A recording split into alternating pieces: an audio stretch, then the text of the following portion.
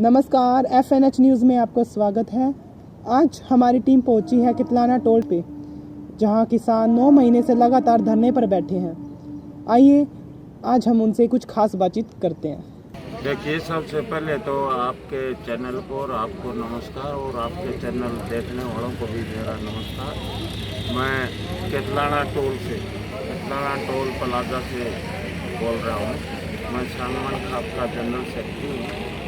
और जैसा कि आपने बताया समस्याओं के बारे में, तो हम 8.5 महीनों से यहाँ बैठे हैं। 1 महीने पहले हम टिकरी बोल रहे थे। तो समस्याओं का तो यहाँ भरमार है, समस्याएं हैं, लेकिन हम किसी समस्या की इस तरह परवाह नहीं करते।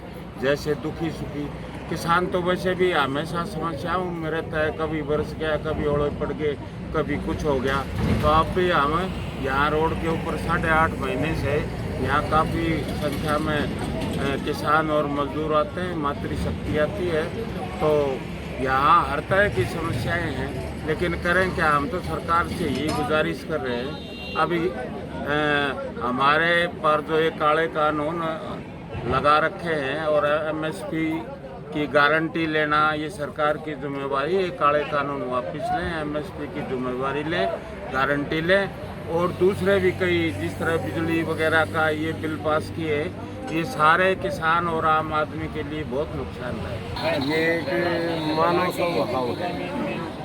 ताकत जब मानव में आती है, चाहे किसी तरह की ताकत हो, राजनीतिक हो, आर्थिक हो, शारीरिक हो, बाहुबल की हो, गर्व आ जाता है, घमंड आ जाता है।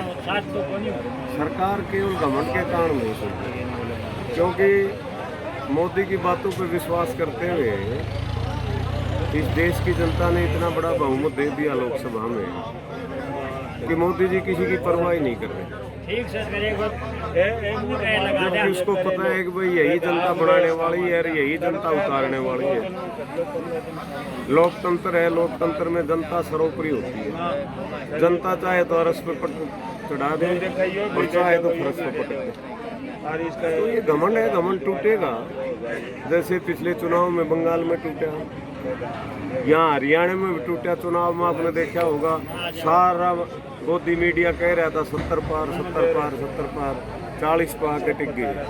तो घमंड जनता तोड़ रही है। धीरे धीरे आने वाले जो 5-6 स्टेट के चुनाव हैं, उत्तराखंड है, खास तौर से उत्तर प्रदेश बहुत महत्वपूर्ण स्टेट का चुनाव है। जनता सबक सिखाएगी।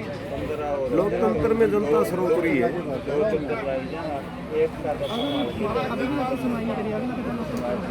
बोलो मेरे को, अगला कदम आपका क्या होगा अगर अभी भी सुनवाई नहीं? देखो, अगला कदम तो हमारा किसान नेतृत्व जो 40 व्यक्तियों का संगठन है वही फैसला करता है।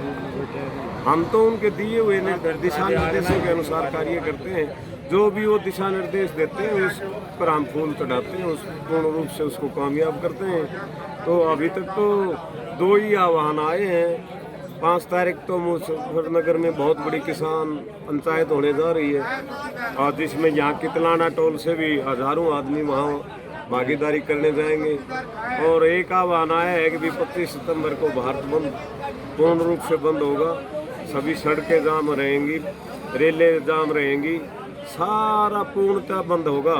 ये जैसे बीजेपी वाले भाई कहते हैं ना, ये तो कुछ हरियाणा, पंजाब के, पश्चिमी उत्तर प्रदेश के कुछ इलाके के लोग बैठे हैं। तो 25 तारीख को जब संपूर्ण देश बंद होगा, ऑल इंडिया बंद होगा, तो एहसास हो जाएगा सरकार को कि भाई ये चंद लोग नहीं, आज सारे हिंदुस्तान का किसान जाग चुका है। जागे भी क्यों नहीं? मैंने आज सुबह अखबार उठाया, मुझे देखकर बड़ी पीड़ा हुई कि महाराष्ट्र में टमाटर के भाव 2 रुपए किलो किसान को मिल रहे हैं। उसकी लागत भी पूरी नहीं हो रही। सड़क के ऊपर फोटो दे रखे हैं अखबार में, टमाटर सड़कों पे बखेर दिए किसानों ने। हिमाचल में 4-5 दिन पहले की खबर है कि जो अडानी और अंबानी ग्रुप वहाँ से जो सेब खरीदता है बागवानी से, हिमाचल के किसानों से, क्या किया कि पहले सेब लेकर रख लिए, और अब जो ही सेब का सीजन आया वो अपने कोल्ड स्टोरेज से सारे सेब निकाल के दिल्ली मंडी में भेज दिए। अगर ज़्यादा सप्लाई जाएगी तो स्वाभाविक है, इकोनॉमिक्स का सिद्धांत है डिमांड और सप्लाई का, तो भाव नीचे आएंगे। तो उन्होंने अब खरीदने थे किसानों के, इसलिए अपना स्टोर किया हुआ सेब वहाँ दिल्ली मंडी में भेज दिया, उसके कारण भाव गिर गए। अब वहाँ किसानों से कह रहे हैं कि भाई जब मंडी में ये भाव है तो हम महंगा कैसे खरीदें। 8 महीने हो गए और 9 महीना लाग रहे, बिल्कुल बहुत खुश हो गए। दिल्ली यहाँ कत्ती भी टाड़ को नहीं, दोनों जने बेटा भी आओ बिल्कुल कत्ती इतने मतलब किसाना की बात नहीं सुनी जा रही। मैं इतने बिल्कुल दिल्ली आऊँ किससे भी टाड़ में कत्ती खुश हो गए। हर मोदी ने मनवा के छोड़ने में टाड़ कर मौका मोदी नहीं मिला, जट्टा से मिलना खाई पे तो मन मानता वो कर लिया करता। इतने कमजोर जाट को नहीं जिस तरह मोदी तो डर कर पीछे जब बनाया वोटा से हमने है तो ये वोटा से उतारा भी हमने या के बाद हमारी फसल हर वो पैदा कि ना मुँह था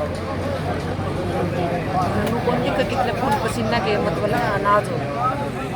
ऐसा है, आने वाला समय युवाओं का है और युवा भी इस बात को समझते हैं कि उनका भविष्य अंधकारमय है इन कानूनों के लागू होने के बाद।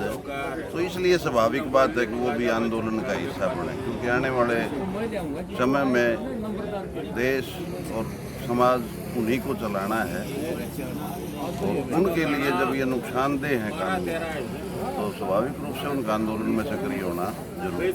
देखिए, एक बड़ी बुराई को ख़त्म करने के लिए आदमी को कष्ट झेलने पड़ते हैं।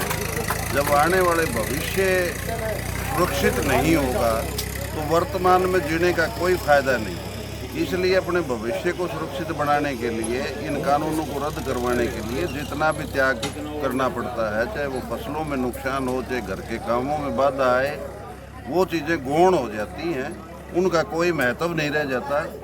हमारे आंदोलन में हमारे सामने सीधा जैसे प्रकार से अर्जुन को मछली की आंख दिखाई दे रही थी, उसी तरह से हमारे सामने केवल इस आंदोलन को जीतना, इन तीनों कानूनों को वापस करवाना, एमएसपी गारंटी का कानून बनवाना, ये लक्ष्य है। इस लक्ष्य की प्राप्ति के लिए जो कोई भी कुर्बानी देनी पड़ती है वो सब किसान और मजदूर मिलकर कुर्बानी दे रहे हैं। चाहे वो फसलों में नुकसान हो, चाहे घर के काम में व्यवधान आए, चाहे और कोई अन्य समस्याएं, वो समस्या नहीं मानते। नहीं, हमारी दिनचर्या यही है, हम आंदोलन में बढ़ चढ़ करके काम करते हैं। जितनी आवश्यकता होती है, जितनी आंदोलन को ज़रूरत है हमारी भागीदारी की, वो भागीदारी रहती है। निश्चित रूप से अगर परिवार का सहयोग के बगैर कोई आदमी आ ही नहीं सकता, आगे बढ़ ही नहीं सकता। सारा हम किसानी परिवार से हैं, तो किसान के घर में हर कोई, चाहे वो माता है, चाहे बहन है, चाहे बेटी है, चाहे पुत्र है, चाहे पुत्र वधू है, वो समझते हैं कि किसान परिवार के लिए आने वाला समय इन कानूनों के लागू होने से बहुत ही खतरनाक होगा।